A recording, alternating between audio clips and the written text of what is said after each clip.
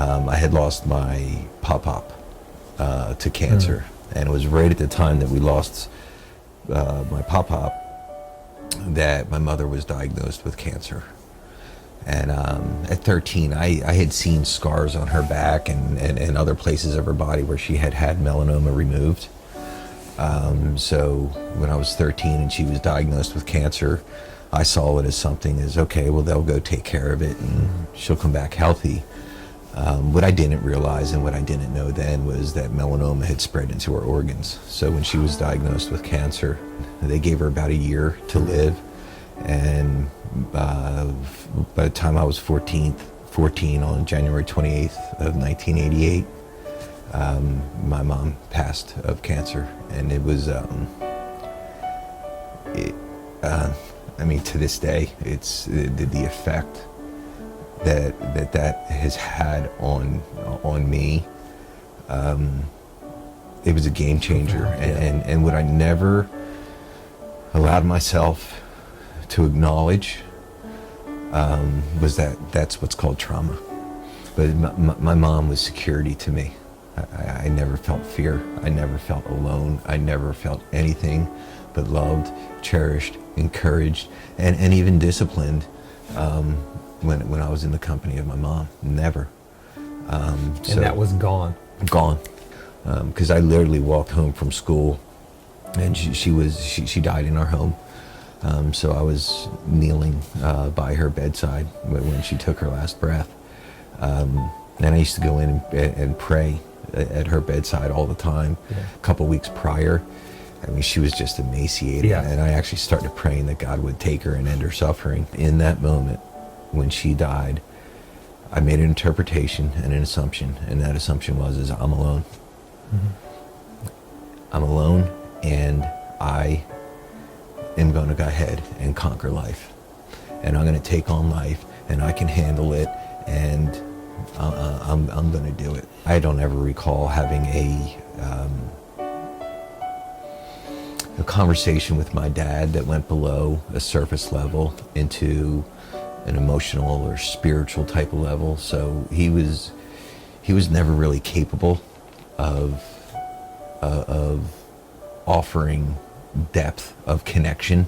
So it was me and my three brothers at the time that were really kind of, what do we do? And it kind of became what was once a family unit, with my mom being the glue, really quickly started to separate, with everyone trying to just do what they have to do to survive. It became survival. And so by the time I was 15, so my mom died at 14, by 15 I was drinking alcoholically, blacking out, drinking before school. Coping, medicating, it was coping with the pain best you knew how to do. At this time I'm 6 years sober, free of alcohol. I had done a lot of work in getting to that place, but something was not right. And I didn't even know that hurt was being carried.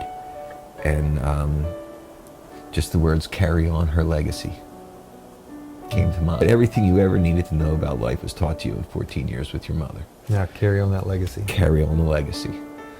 And so in that, I just started to just brainstorm and write. And the idea of M2H Ministries. M2H. M2H. Which stands for? Margaret Mary Higgins, which was my mother's maiden name. That would look to support families that lose a parent. Because I know how hard that can be when you have a parent who's grieving. The kids just don't know what to do. And as crazy as this might sound, I always had this lurking bucket list item that I wanted to do, which was to do an Ironman triathlon. Not on my bucket list. That's cool. So get on the website for Ironman, their schedule of events, and I see a Ironman, half Ironman, 70.3. And the date was September 15th, which would have been my mom's 77th birthday. So it just so happened to be that in my hometown near Atlantic City, I had a hospital that I used to work for. who was a current client of mine at the time. And it's the same hospital in their cancer center where my mother received her cancer treatments 32 years ago. So I went back and I visited with their foundation, and I told them that I wanted to race this Ironman, and I wanted to do it to raise money for their cancer center, but I wanted to make sure that those funds would go to families, and they also let me know that they had a community care fund that was part of their fundraising for the cancer center that would give direct support to families. And I asked them if we could raise the money in my mom's name. They wound up putting together a link to a fundraising page, so they're handling all of the fundraising. All the money goes directly to them, tax deductible under their 501(c). They say, this is kind of weird, but 5 days after your race is our annual black tie fundraising gala for the cancer center. And it was just like God was just opening up a door that said, this is the purpose that I have you in right here, right now. And then I was like, well, God, I think we got a little bit of a problem here. I don't own a bike. I don't have a bike. I don't have a wetsuit. I don't know how to train. What about the entry fees? All these details. And I'm just like, and I went to a Ironman store called Play Try Colleyville. I got in touch with their owner, and Steve shared with him, here's what I want to do. And he's like, you've never run an Ironman? He's looking at me like, okay. But he put together an itemized list of everything that I would need, and it was like $4,800. A guy walks in and starts telling me he wants to get into triathlon. He doesn't know anything about it. He wanted to raise money for cancer on behalf of his mom. So we went through and spec'd out all the different equipment he needed, talked about the training program. We do a group training program here where I take athletes that have no experience and really get them ready for either a sprint triathlon, an Olympic triathlon, or a half Ironman, which is an Ironman 70.3. And Todd wanted to do the Ironman 70.3, which is a 16-week training program. So he set about raising funds for his mission. Raising funds to purchase the equipment to go about then fundraising for his charity. We set up an accounting fund for Todd, and people started calling in and donating to his cause. And next thing you know, the Tom Sawyer of triathlon was born. He got everybody to paint his fence for him.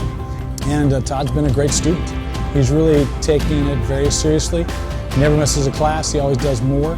He talks to me regularly outside of the store. He comes in, he does extra rides. So I'm really admiring of the mission that he's on and the way he's going about it. Look at me now, and I'm like, oh my God, this is who you were supposed to be? Yeah. Like, this is what you can do. And it's so freeing and so refreshing. Ones are for the turns, and then the yellow ones are on the way out.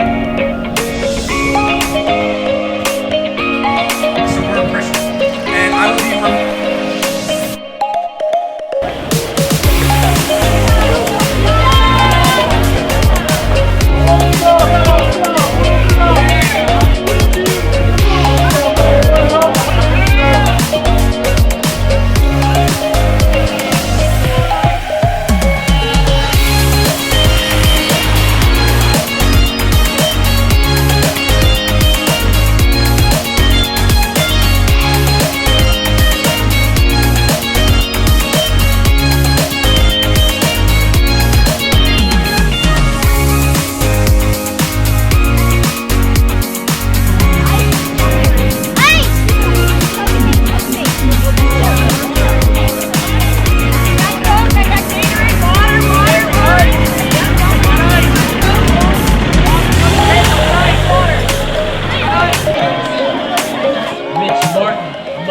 Gordon and Todd Gordon.